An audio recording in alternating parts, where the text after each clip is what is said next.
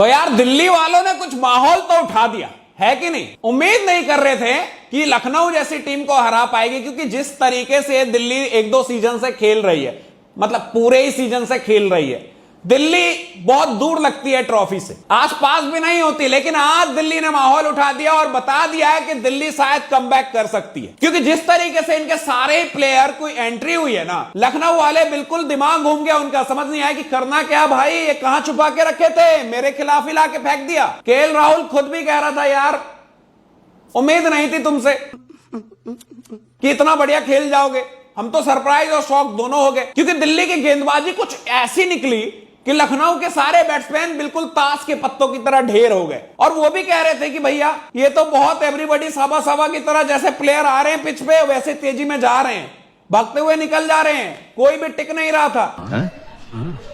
अच्छा बात नहीं है।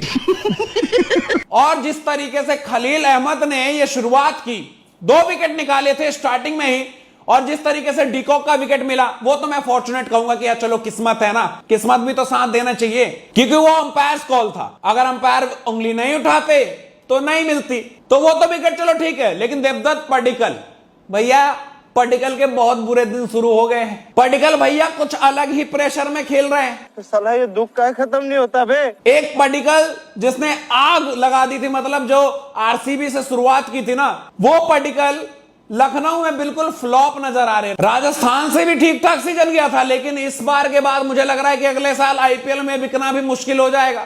ये क्या सुन रहा हूं मैं? फ्लॉप पे फ्लॉप शो चालू है, 1 डाउन खेलने आ रहे हैं। और देखो 1 डाउन कोई भी टीम हो, बहुत स्पेशल प्लेस है वो, वहां का प्लेयर को खेलना पड़ेगा लंबा, तभी वो टीम आगे बढ़ेगी, बड़ा स्कोर बना पाएगी, नहीं तो भैया सब डमाडोल हो जाएगा जैसे लखनऊ का हो गया। पडिक्कल भी अपना एकदम प्रधान जी निकल गए गांव को छोड़ के, ऐसी अब जिम्मेदारी कौन उठाए? शाबाश। तो भैया किसके भरोसे थे? केएल राहुल तो थे ही एक तरफ, दूसरी तरफ उम्मीद लगाई थी स्टोइनिस से, पूरन से, क्योंकि ये लोग हैं उनके रीढ़ की हड्डी बैटिंग क्रम के। लेकिन ये लोग भूल गए कि कुलदीप यादव की वापसी हुई है भाई, और कुलदीप ने ऐसा दीप लगाया कि भाई लखनऊ के पूरी मतलब नगरी में ही अंधेरा कर दिया, पर दिल्ली का जग रोशन कर दिया, क्योंकि दिल्ली के लिए खेल रहे तो भाई दिल्ली का ही भला करेंगे ना। कुलदीप के चाल में फंस गए, और दोनों ही जो बैकबोन प्लेयर है, पहले स्टोइनिस को आउट किया और फिर निकोलस पूरन का भी खाता नहीं खुलने दिया। उसके बाद लखनऊ बहुत पीछे चले गई है मैच में, वापसी जैसी कुछ लग नहीं रही थी, और एक लौता सहारा कोई दिख रहा था तो वो थे केएल राहुल। इंपैक्ट के रूप में लेके आए दीपक हुडा को कि कुछ इंपैक्ट दिखाएंगे, लेकिन कुछ इंपैक्ट प्लेयर ऐसा इंपैक्ट दिखाते हैं ना कि अपने टीम की ही लुटिया डुबो देते हैं। कहते हैं मुझे पे भरोसा किया है, प्लेइंग 11 में नहीं इंपैक्ट में खिलाया, मैं खेलेगा। ऐसा खेला दीपक हुडा, खत्म। लेकिन केएल राहुल जब तक थे उम्मीद थी लखनऊ की, लेकिन कुलदीप यादव अलग ही फॉर्म में थे भाई, उनने केएल राहुल की एक नहीं चलने दी और उनका विकेट भी ले गए। इंजरी से वापसी करते हुए पहले ही मैच में ऐसा परफॉर्मेंस, मतलब हिला डाला, कहते हैं ना एकदम हिला डाला। क्या क्यों हिला डाला ना, हिला दिया पूरा बैटिंग ऑर्डर। और कुणाल पांड्या आए कब गए उनको भी नहीं पता, ना हमें पता है। अब बात कर लेते हैं जो मैच में हुआ ये कि आयुष बदोनी, वो बंदा भाई, बच्चा समझ रहे हो तुम उसे, क्लास प्लेयर है, और जितनी बार मौका मिला है ना इस बंदे को, ये बंदा प्रूफ करता है। अपॉर्चुनिटी को ग्रैब करना होना तो कोई आयुष बदोनी से सीखे। बंदा छा गया, उस पिच पे छा गया, जब जिस पिच पे खेलना मुश्किल नजर आ रहा था, दिल्ली वाले आग उगल रहे थे और उनके सामने कोई भी बल्लेबाज टिक नहीं रहा था, वहां इस बदोनी ने कहा कि इस गांव की जिम्मेदारी युवा के कंधों पे, क्योंकि युवा जैसे इस तरीके के इंपैक्ट में आते हैं ना, ये प्लेयर अलग ही खेल रहे हैं यार। ऊपर से अरशद खान के साथ वो पार्टनरशिप हुई, 8वें विकेट के लिए सबसे बड़ी पार्टनरशिप बन गई, और कमाल का क्रिकेट खेला। जो टीम लग रहे थे कि कहीं ना कहीं 120 125 बहुत मुश्किल इतना ही बना पाएंगे, उसने बोर्ड पे स्कोर लगा दिए 167 रनों के, मतलब इतना बड़ा स्कोर बना दिया लगभग कि जहां फाइट कर सके। और लखनऊ की बॉलिंग बहुत तगड़ी है, हम सबको पता है। आयुष बदोनी ने 55 रन बनाए गजब के स्ट्राइक रेट के साथ, और दिखा दिया कि ये है टैलेंट उसके अंदर, और इसलिए उसको खिला रहे हैं, बैक कर रहे हैं। जब मौका मिलता है अपना करके दे रहा बंदा यार, इससे सीख भाई। बहुत सारे बंदे जो फ्लॉप हो रहे हो भाई, इतने मौके नहीं मिलते, सीखना पड़ेगा। सीखो जिंदगी में सीखो। और वो आयुष बदोनी ने बहुत इंप्रेस किया। लेकिन दिल्ली बहुत तगड़ी नजर आई बॉलिंग डिपार्टमेंट में।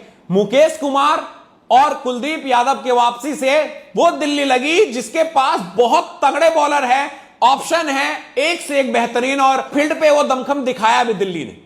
लखनऊ के पास एक से एक सुपर पावर है, सबको फ्लॉप करके 167 रन ही बनाने दिए। जैसे तो कम बनने चाहिए थे। चलो आयुष बदोनी की टैलेंट को भाई उसे भी तो सलाम करना पड़ेगा, बंदे के वजह से 167 बन गए। अब इसे चेस करना था, और दिल्ली की भाई बॉलिंग के साथ साथ बैटिंग भी, मतलब समझ रहे हो, एकदम है आया राम गया राम वाला, कोई जिम्मेदारी नहीं उठाता। यहां तो कोई सरपंच कोई बनता भी नहीं है, कहते हैं सब अपने अपने में मस्त है। और सबसे बड़ा कोई सरपंच या कोई सीनियर मानते हैं जिसके ऊपर भरोसा करते हो, डेविड वार्नर। ये बंदे, ये ना भाई ऑस्ट्रेलिया वाले सिर्फ अपने देश के लिए खेलना होता है ना तो ही खेलते, कोई बंदा परफॉर्म करके नहीं दे रहा। वार्नर भैया भी आउट हो गए, और यश ठाकुर की गेंद पे जैसे आउट हुए ना, मजाक सा लग गया था भाई। चोट लगी थी उससे पहले उन्हें, सब सजेशन भी थे कि भैया आ जाओ बैठ जाओ बाद में आ जाना, पर वार्नर भैया कहां, हीरो बनना था। खैर क्या ही बोल सकते हैं भाई, उम्मीद रहती है हमेशा से। तो वार्नर भैया बहुत जल्दी चले गए। फिर पृथ्वी शॉ थे एक तरफ से, दूसरी तरफ जो असली जो इंपैक्ट के रूप में आया, जैक फ्रेजर।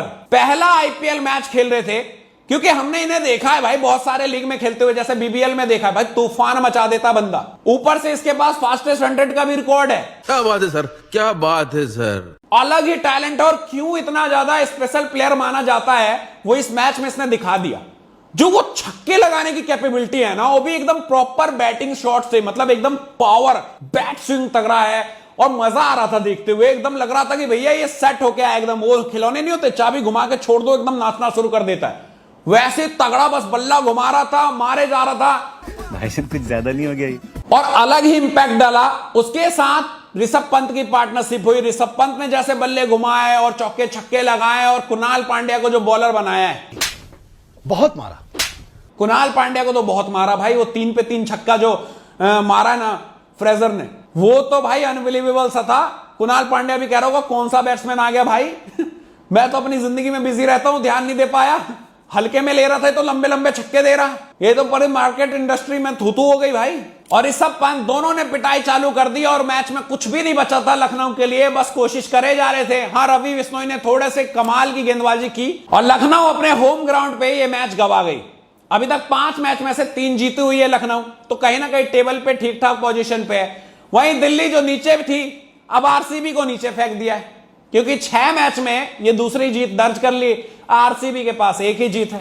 अब देखते हैं क्या नीचे वाले टेबल वाले भी कुछ उलटफेर ऐसे खेलेंगे। बेकार है भैया, मैं तो टूट गया। क्या आरसीबी के पास भी कोई ऐसे इंजर्ड प्लेयर है, बॉलर है, जो आके इंपैक्ट डाले और दिल्ली की तरह दमखम दिखाए?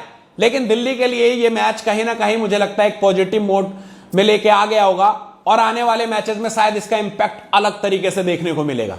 तो बस वीडियो को यहीं खत्म करते हैं, फिर मिलेंगे अगली वीडियो में। तब तक के लिए अपना ख्याल रखना, बाय।